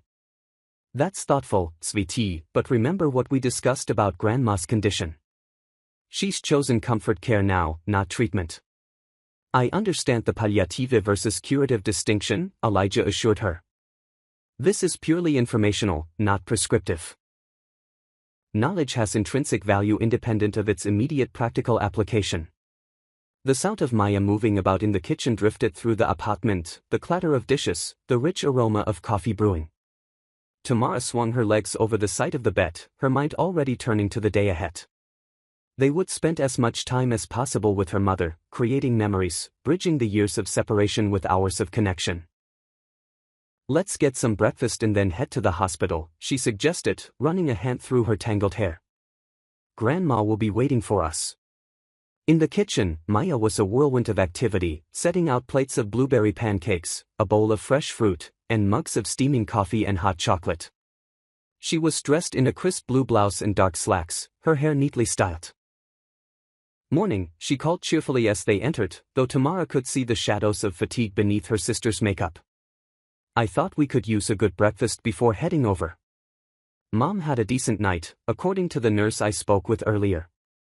"You look like you're dressed for work," Tamara observed, accepting the mug of coffee Maya handed her. "Do you have to go in today?" Maya shook her head. "No, but I have a video conference at noon that couldn't be rescheduled. Some investors from Tokyo," she gestured vaguely toward a sleek laptop set up on the dining table. "I'll do it from the hospital in one of the family rooms. It won't take more than an hour. And Maya's company is developing quantum encryption protocols for financial transactions," Elijah stated, carefully cutting his pancakes into precise triangles. "The potential applications for blockchain security are significant." Maya raised an eyebrow at Tamara. "Has he been researching my work?" "Apparently," Tamara replied with a small smile, "nothing surprises me anymore when it comes to what he's been researching." "I accessed your company's investor presentations online," Elijah explained between bites. The technical specifications were somewhat simplified for a general audience, but the underlying principles were sound. "I have several questions about your approach to quantum decoherence, if you have time later." Maya blinked then laughed. Well, of course, though I'm not sure I'm prepared for a quantum physics discussion with an 8-year-old before I've finished my coffee. Breakfast passed quickly, filled with comfortable conversation that danced between serious topics and lighter fare. Tamara found herself marveling at how easily she and Maya had fallen back into their sisterly rhythm, as though the years of distance had been nothing more than a brief interruption rather than a chasm of silence and hurt. As they cleared the dishes, Tamara's phone rang, an unknown San Francisco number. She answered cautiously, stepping away from the table. Hello? Ms. Johnson, this is Dr. Patel from San Francisco General. I'm your mother's attending physician. Tamara's stomach dropped, her hand tightening around the phone. Yes, doctor, is everything okay? There was a brief pause. Your mother had a difficult night after you left. Her condition has deteriorated somewhat more rapidly than we anticipated. She's stable for now, but I wanted to let you know that you might want to come in as soon as possible. The carefully neutral tone couldn't disguise the underlying message. Time was running out faster than they'd thought. We're on our way, Tamara said, her voice steadier than she felt. Thank you for calling. As she ended the call, she turned to find Maya and Elijah watching her, both having sensed the shift in atmosphere. Mom, Maya asked, already knowing the answer. We need to go now, Tamara said simply. Dr. Patel's eyes, she's deteriorating more quickly than expected. Maya nodded, immediately moving to gather her purse and keys. Elijah sat very still for a moment, then methodically began packing his books and notes into his backpack, his movements precise and controlled. Ilya, Tamara said gently, kneeling beside him. Are you okay? He nodded, not meeting her eyes. The median survival time following transition to end-of-life care in pancreatic cancer patients is approximately 2 weeks, but there's significant statistical variance based on individual factors. Grandma's rapid decline suggests she may be an outlier on the lower end of the distribution. The clinical assessment, delivered in his matter-of-fact tone, might have seemed cold to an outsider, but Tamara recognized it for what it was, Elijah's way of processing difficult emotions, of making sense of the chaotic and painful reality they were facing. That's right, she confirmed softly, which is why we need to make the most of today. Elijah nodded again, zipping his backpack with finality. I've reorganized my presentation to prioritize the most relevant information, given the compressed time frame. The drive to the hospital was tense, the morning traffic seeming to move with excruciating slowness. Maya navigated with the focused intensity of someone trying to outrun inevitability, while Tamara kept glancing back at Elijah, who sat quietly in the back seat, gazing out at the city. When they finally arrived at San Francisco General, they moved swiftly through the now familiar corridors to the oncology floor. The atmosphere seemed different today, quieter, more somber, as if the entire ward had collectively acknowledged that one of their patients was beginning the final transition. Dr. Patel met them outside room 412, a tall, slender woman with kind eyes and a gentle manner that somehow conveyed both compassion and professional detachment. Ms. Johnson, Ms. Taylor, she greeted them, her gaze including both sisters, before shifting to Elijah with a warm smile. And you must be Elijah, your grandmother has mentioned you. Is she awake? Maya asked anxiously. Yes, though she's drifting in and out, Dr. Patel explained. The increased pain medication makes her drowsy, but she's been asking for you all morning. She hesitated, then added, I should prepare you, there's been a noticeable change since yesterday, she's much weaker and her breathing is more labored. Tamara felt Elijah's hand slip into hers, a silent request for reassurance that she immediately answered with a gentle squeeze. We understand, she said, thank you for taking such good care of her. Dr. Patel nodded, she's a remarkable woman, very determined, I think she's been holding on for this reunion. With a final sympathetic smile, she stepped aside to let them enter the room. The change in Josephine was immediately apparent, where yesterday she had been alert and engaged, today she lay against the pillows with her eyes closed, her breathing shallow and uneven. The machines beside her bed seemed to have multiplied overnight, their soft beeps and hums creating a technological backdrop to the scene. Maya moved immediately to the bedside, taking one of her mother's hands. Mom, we're here. Josephine's eyes fluttered open slowly, as if the simple act required tremendous effort. Recognition dawned gradually in her gaze as it moved from Maya to Tamara and finally to Elijah. My family, she whispered, the words barely audible, all together. We came as soon as we heard, Tamara said, moving to the opposite side of the bed. How are you feeling? A ghost of Josephine's familiar wry smile touched her lips. Like I'm dying, daughter, no point pretending otherwise. The blunt assessment, so characteristic of her mother, brought unexpected tears to Tamara's eyes. Even now, facing the end, Josephine remained unapologetically herself, direct, unsentimental, honest to the core. Grandma, Elijah said, stepping forward to stand at the foot of the bed. I've prepared a presentation on recent advances in quantum computing, with particular emphasis on potential applications in medical research. Would you like me to share it with you? Josephine's eyes softened as they focused on her grandson. I would love that, Ilya, but first, come closer. Let me see you properly. Elijah approached the side of the bed, his backpack still slung over one shoulder, his expression solemn as he studied his grandmother's diminished form. You're experiencing Cheyne-Stokes respiration, he observed quietly. It's common in the terminal phase of illness, characterized by rhythmic waxing and waning of breathing depth with periods of apnea. For a moment, Tamara tensed, uncertain how her mother would respond to such a clinical observation of her condition. But Josephine merely nodded, a look of respect crossing her tired features. You have a remarkable mind, young man, she said, and a remarkable ability to face difficult truths directly. That's a rare gift. Elijah considered this assessment.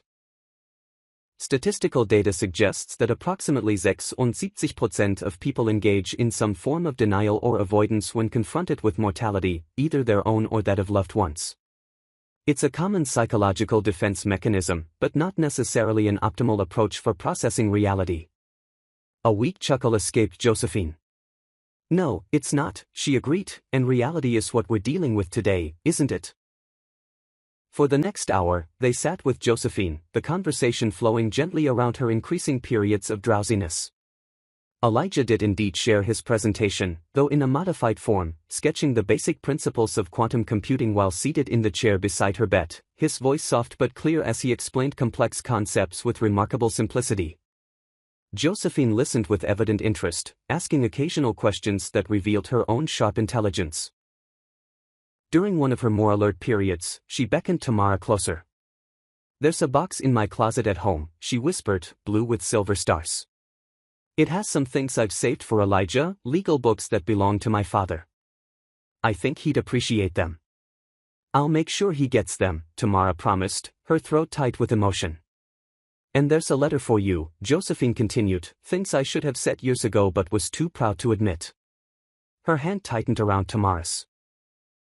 I was wrong about so many things, daughter, about Andrei, about your choices.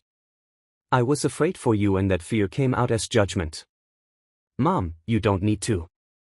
I do, Josephine interrupted with surprising firmness. Time is the one thing I don't have to waste anymore.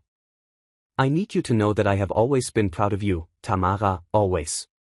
The way you've raised that exceptional boy on your own, the strength you've shown. You're everything I hoped you would become and more. Tears spilled down Tamara's cheeks as decades of longing for her mother's approval finally found fulfillment in these precious, painful moments. Thank you, she whispered, that means everything to me. As the morning progressed, Josephine's periods of wakefulness grew shorter, her breathing more labored. A nurse came in regularly to check her vitals and adjust her medication, each time exchanging concerned glances with Maya and Tamara that communicated what words did not need to say. The end was approaching. Around 11:30 Uhr, Maya reluctantly mentioned her video conference. I can cancel it, she offered, her eyes never leaving her mother's face. No, Josephine murmured, rousing briefly from sleep. Go do your work, I'm not going anywhere just yet. Maya hesitated, torn between professional obligations and the fear of missing these final moments. I'll be right down the hall, she said finally, 20 minutes 30 at most. We'll be right here, Tamara assured her. If anything changes, I'll come get you immediately. After Maya left, the room fell into a gentle silence, broken only by the soft mechanical sounds of the medical equipment and Josephine's uneven breathing. Elijah, who had been quietly reading in the corner, approached the bed again, his expression thoughtful.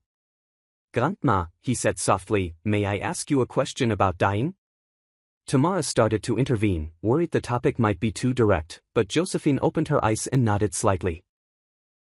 "Ask me anything, Elijah." "Are you afraid?" he inquired, his voice neither morbid nor fearful, simply curious. Josephine considered the question with the seriousness it deserved. "Not of death itself," she answered finally, "but I do feel regret for time wasted on pride and anger, for moments I can never get back." Elijah nodded, processing this information. Psychological literature suggests that end-of-life regrets typically center around relational factors rather than achievement-oriented ones. Your experience appears to confirm this statistical trend. "Smart boy," Josephine murmured. "Yes, that's exactly right. Remember that, Elijah, when you're making your own choices in life. Relationships matter more than achievements, more than being right, more than pride." "I learned that lesson too late." "I'll remember," Elijah promised solemnly. Then after a moment's hesitation, he added, "Grandma, I brought something for you." From his backpack, he withdrew a carefully folded piece of paper. "It's a letter I wrote explaining why meeting you has been statistically significant in my personal development, despite the brevity of our acquaintance." With trembling hands, Josephine accepted the letter, tears gathering in her eyes as she unfolded it. "Would you read it to me, Elijah? My eyes aren't what they used to be." Elijah nodded, taking the paper back and clearing his throat with the formality of someone about to deliver an important address. "Dear Grandma," he began, his young voice steady and clear. "While our direct interaction has been limited to approximately 5.2 hours as of the writing of this letter, I have calculated that your influence on my existence is disproportionately significant when compared to the temporal parameters of our relationship." Tamara watched in wonder as her son continued reading, a letter that combined statistical analysis with profound emotional insights, written in Elijah's unique voice, yet conveying a depth of feeling that transcended his clinical terminology. "Your genetic contribution constitutes approximately 25% of my DNA," he read, "but your impact extends beyond mere biology into the realm of familial identity and cultural heritage. Through Mom's stories and through our brief but meaningful interactions, I have identified 17 specific characteristics that appear to have been transmitted through our familial line, including analytical thinking, commitment to justice, and resilience in the face of adversity." Josephine listened with rapt attention, her eyes never leaving Elijah's face as he continued. "While I recognize that your physical presence in my future development will be limited by biological inevitability, I want to assure you that your influence will continue through the principles and perspectives that have been communicated to me both directly and indirectly. Furthermore, I commit to researching your life more thoroughly in order to better understand the historical and personal context that shaped your experiences." As Elijah neared the end of his letter, his voice grew softer.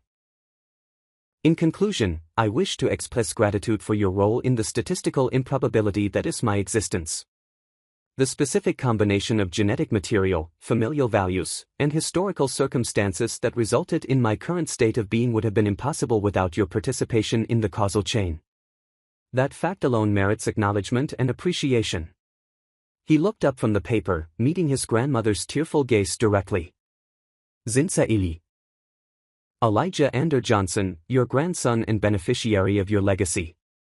For a long moment, the room was silent save for the gentle beeping of monitors and Josephine's uneven breathing. Then, with evident effort, she raised a hand to touch Elijah's cheek. "Zet," she whispered, "is the most beautiful letter I have ever received." Elijah tilted his head, considering this assessment.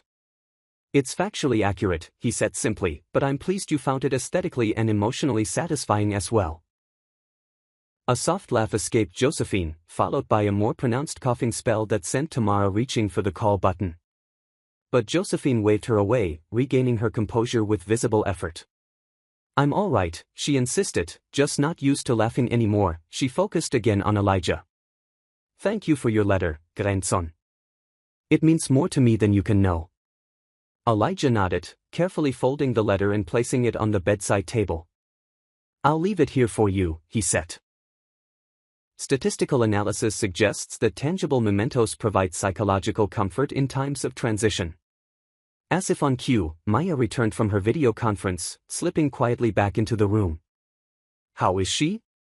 she whispered to Tamara. "Hanging in there," Tamara replied softly. Elijah just read her the most amazing letter. For the next few hours they maintained their vigil at Josephine's bedside. She drifted in and out of consciousness, sometimes engaging in brief conversations, other times simply lying with her eyes closed, her breathing growing increasingly labored. The nurses came and went, adjusting medications, checking vitals, offering quiet words of support to the family. Late in the afternoon, during one of Josephine's more lucid periods, she beckoned both her daughters close. "I need you to promise me something," she said, her voice barely above a whisper now. "Both of you." "Anything, Mom," Maya responded immediately, while Tamara nodded her agreement. "Don't waste time on petty disagreements," Josephine continued. "Life is too short, too precious. Stay connected, be there for each other and for Elijah." Her eyes shifted to where her grandson sat nearby, absorbed in a medical textbook but undoubtedly listening to every word. "That boy is going to change the world someday. He'll need both of you behind him." "We promise," Tamara said, reaching across the bed to take Maya's hand, forming a circle of connection with their mother at the center. "Good," Josephine murmured, satisfaction evident in her tired eyes. "Then I can go in peace." The words sent a chill through Tamara, the explicit acknowledgement that the end was near. But there was also something profoundly right about them, about her mother facing death with the same directness and clarity with which she had faced life. As evening approached, Dr. Patel returned to check on Josephine. After a brief examination, she drew Tamara and Maya aside, her expression gentle but grave. "Your mother is transitioning," she said quietly. "I don't expect her to make it through the night. Her organs are beginning to shut down and her oxygen levels are decreasing despite supplementation. She's not in pain," she added quickly, seeing the distress on their faces. "The medication is keeping her comfortable." "Thank you," Tamara managed, her voice thick with unshed tears, "for everything you've done for her." Dr. Patel nodded. "She's a remarkable woman. It's been an honor to care for her." She glanced toward Elijah, who was watching their conversation with obvious interest. "Would you like me to speak with your son?" Sometimes children have questions about the process that can be difficult for family members to address. Tamara considered the offer, then shook her head. "Thank you, but Elijah has already researched end-of-life processes extensively. He understands what's happening, probably in more detail than I understand." The doctor's eyebrows rose slightly, but she nodded in acceptance. "Very well, the nursing staff will continue to monitor her closely and I'll be on call all night if you need anything. There's a family room down the hall where you can rest if needed, but you're welcome to stay here as long as you wish." After Dr. Patel left, Maya went to arrange for food to be delivered to the hospital, knowing that none of them would want to leave. Tamara sat beside her mother's bed, holding her hand, watching the shallow rise and fall of her chest with each precious breath. Elijah approached quietly, standing beside Tamara. "Mom," he said softly, "I've been calculating the statistical probability of Grandma regaining consciousness based on her current vital signs and medication levels." Tamara turned to look at him, recognizing the concern behind his clinical approach. "And what did you determine?" "The probability is decreasing exponentially," he replied, his voice steady despite the gravity of his assessment. "If there's anything else you want to say to her, it would be statistically advisable to do so within the next 2-3 hours, while there's still a reasonable chance she might hear you." The methodical analysis delivered with such matter-of-fact precision might have seemed cold to an outsider, but Tamara understood it for what it was, Elijah's way of caring, of trying to help her navigate this painful transition with the tools he best understood, facts and probabilities. "Thank you, sweetie," she said softly, "that's very helpful." Elijah nodded, satisfied that his information had been received as intended. He hesitated, then asked, "Is it appropriate for me to continue talking to Grandma, even if the probability of her processing the auditory input is decreasing?" "Absolutely," Tamara assured him. "Many doctors believe that hearing is the last sense to go. She might still be able to hear us even if she can't respond." This seemed to satisfy Elijah's concern for protocol. He moved to the opposite side of the bed and with careful deliberation took his grandmother's other hand. "Grandma," he began, his voice taking on the formal tone he used for his most serious communications. "I want to inform you that meeting you has been statistically significant in my personal development. While our direct interaction has been temporally limited, I have identified multiple areas of intellectual and emotional congruence that suggest genetic and cultural transmission of traits across generations." Tamara watched as her son continued his unusual but heartfelt goodbye, marveling at his ability to express deep emotion through the framework of facts and analysis that made sense to him. There was profound love in his careful cataloging of the traits he shared with his grandmother, in his assurance that he would continue researching her life and contributions, in his promise to apply the principles she had demonstrated in his own pursuit of knowledge and justice. As night fell outside the hospital windows, Josephine's breathing grew more erratic, with longer pauses between each shallow inhalation. Maya returned with food that none of them had much appetite for, and the hours stretched on in a strange limbo of waiting and watching, of quiet conversations and long silences. Around midnight, Ilya, despite his determination to remain vigilant, finally succumbed to exhaustion, curling up in the armchair with his backpack as a pillow. Tamara covered him with the colorful afghan that had been draped over the chair, pressing a gentle kiss to his forehead.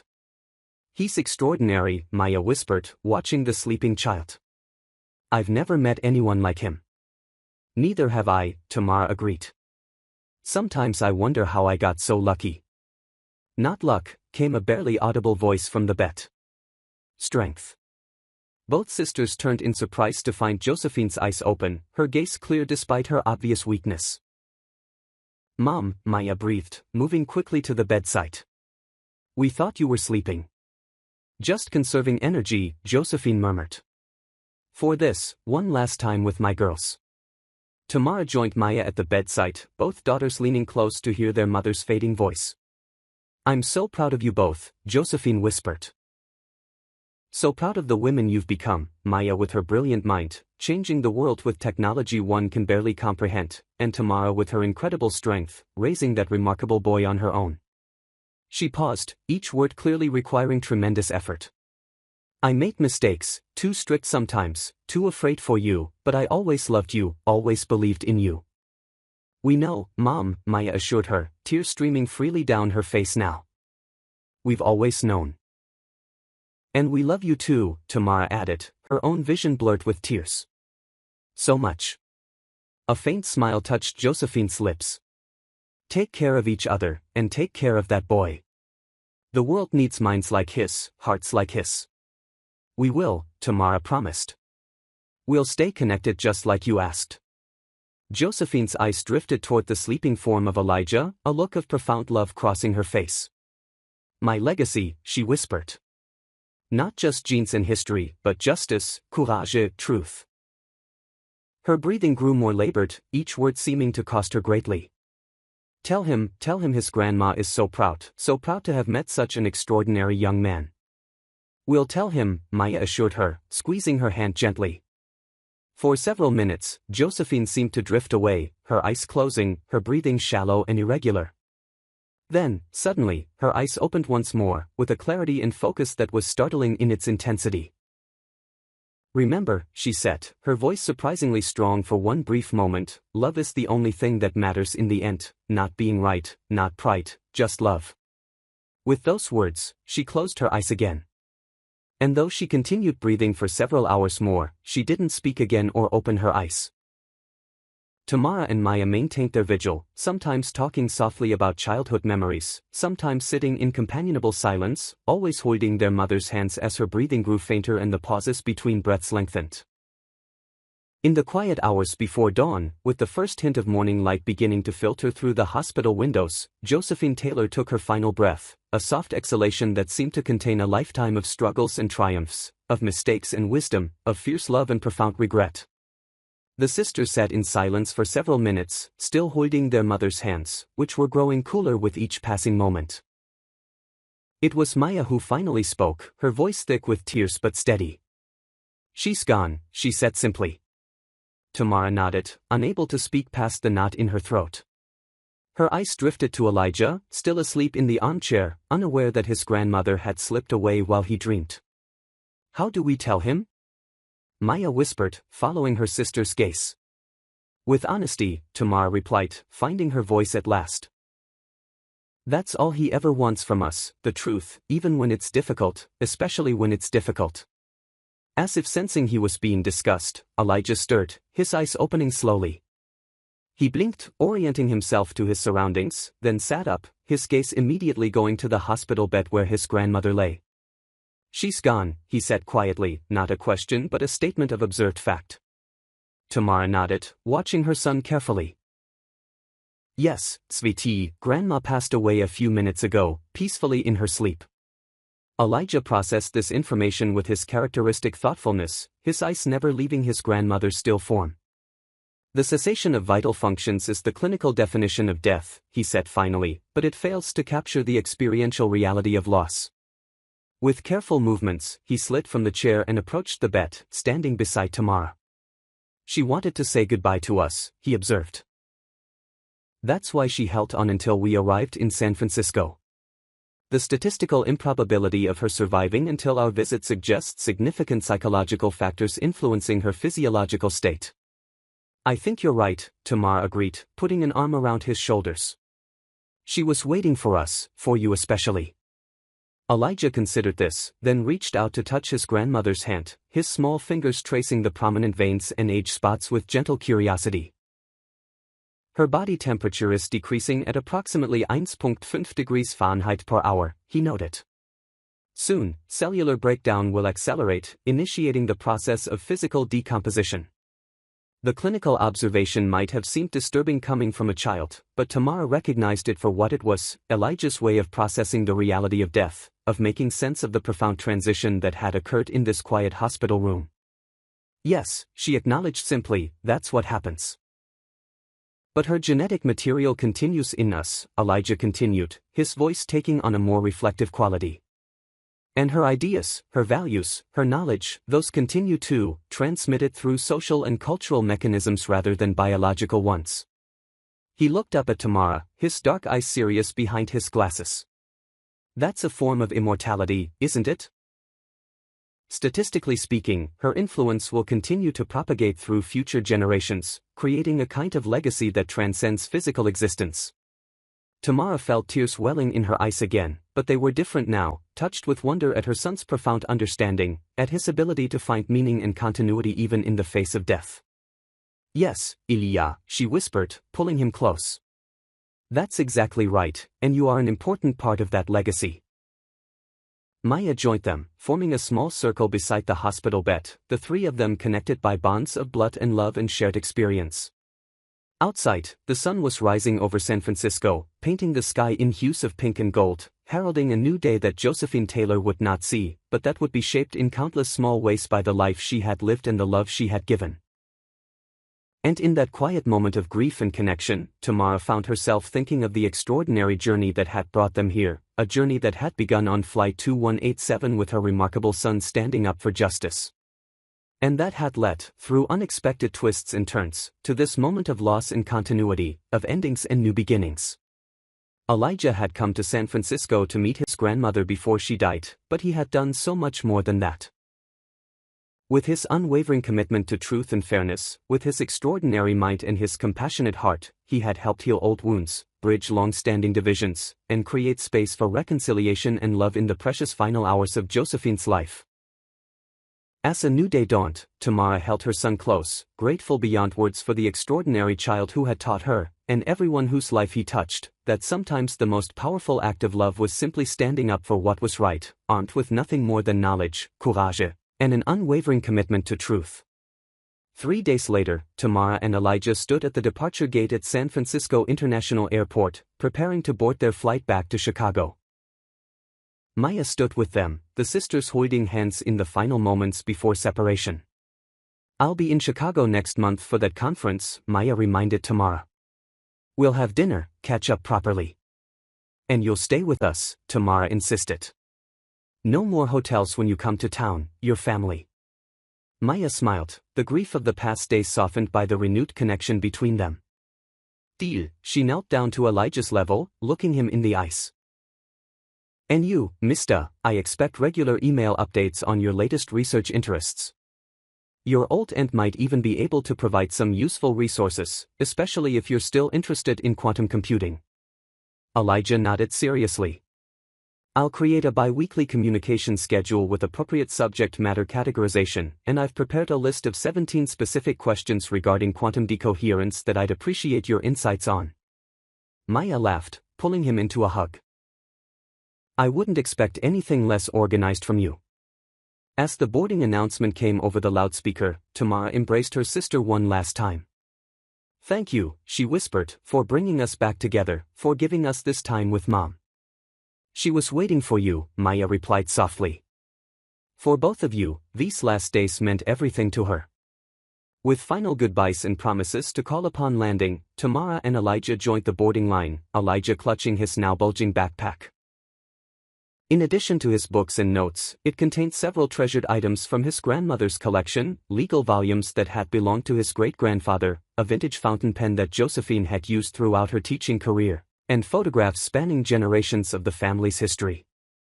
As they settled into their seats on the plane, Elijah immediately began organizing his reading materials for the flight, arranging them in order of planned consumption.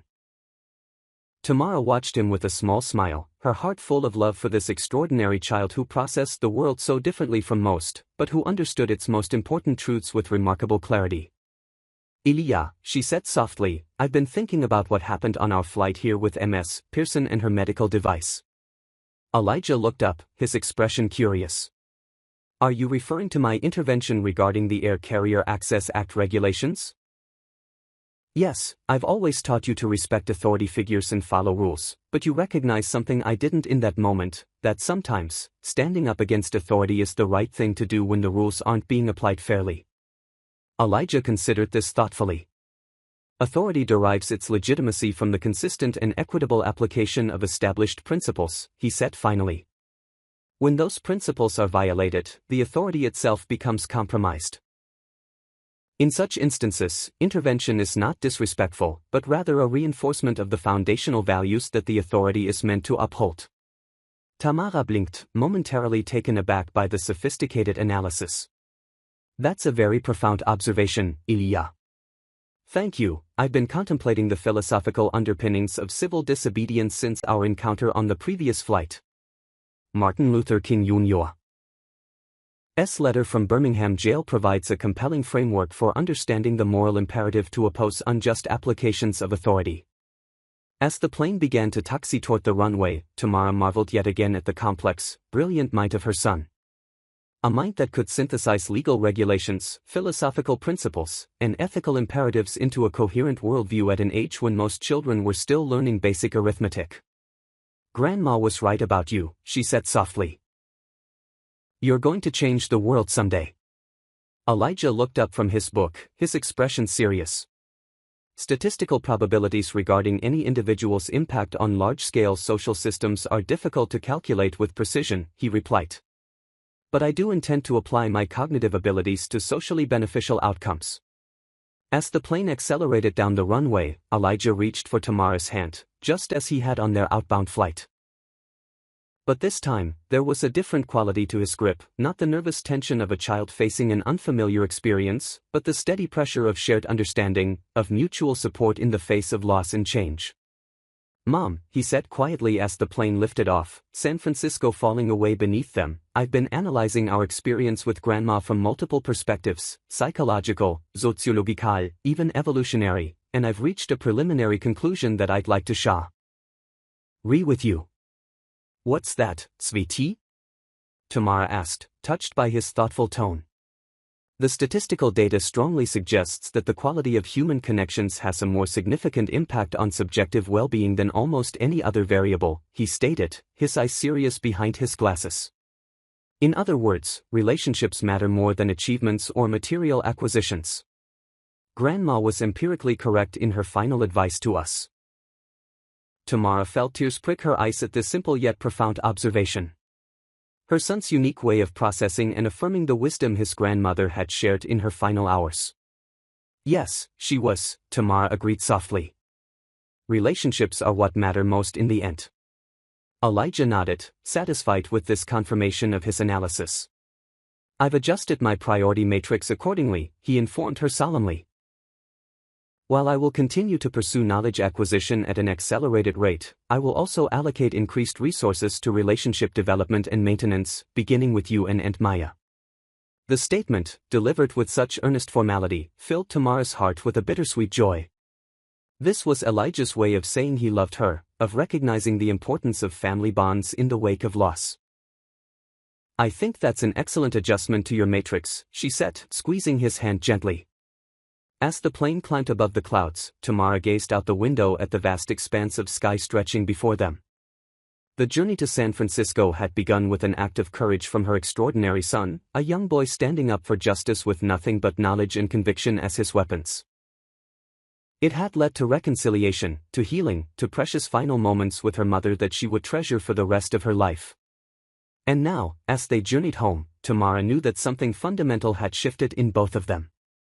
Elijah had glimpsed the power of his unique gifts to effect real change in the world, to stand up for those who couldn't stand up for themselves. And she had been reminded of what truly mattered, not old hurts or stubborn pride, but the connections that sustained them, the love that transcended even death. Beside her, Elijah had opened one of his great-grandfather's legal books, his small finger tracing the annotations in the margins with reverent curiosity. The inheritance was more than just physical objects. It was a legacy of courage, of intellectual rigor, of standing firm for justice even when it meant challenging authority. As Chicago awaited them on the horizon, Tamara felt a sense of peace settling over her. The grief of loss would remain, but so would the renewed connections, the healing that had occurred, the lessons learned. And most precious of all, she had her son beside her, her extraordinary, brilliant, compassionate son, who saw the world through the clear lens of facts and figures yet understood its deepest truths with remarkable wisdom. Whatever challenges awaited them, whatever new adventures lay ahead, they would face them together, armed with knowledge, with courage, and with the understanding that in the end, it was love that mattered most of all. Thanks for watching this incredible story. If it touched your heart or inspired you, please hit that subscribe button and leave a comment below sharing your thoughts. Your support helps us continue bringing these powerful real-life stories to light. Until next time.